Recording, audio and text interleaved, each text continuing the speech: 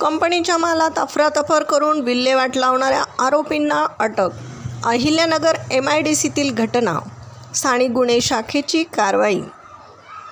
अहिल्यानगर MIDCतील गोदरेज कंपनीच्या मालाची company van sales representative Ambadas Darade आणि वाहन चालक देवीदास साबळे यांनी स्वतःच्या आर्थिक फायद्याकरता अफरातफर केली आहे.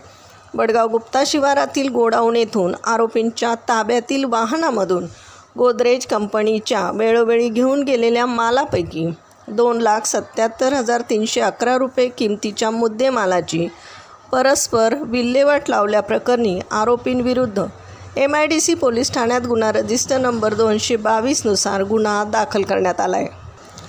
पोलीस अधीक्षकांच्या आदेशानुसार स्थानिक गुन्हे शाखेच्या शोध पथकाने प्राप्त माहितीनुसार तपास करून आरोपी देवीदास साबळे तसेच अंबादास दराडे या दोघांना अटक केली आहे.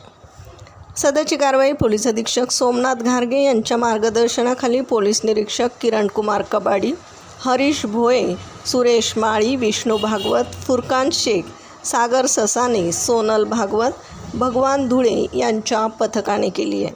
प्रतिनिधीसह महाराष्ट्र जनता न्यूज, अहिल्यानगर. महाराष्ट्राचा बुलंद आवाज. क्षणोक्षणी अपडेट. सत्याचा निर्भीड शोध.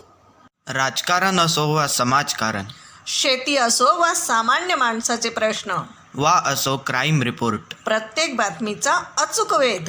ताज्या बातम्या आपल्यासाठी. पाहत रहा महाराष्ट्र जनता न्यूज.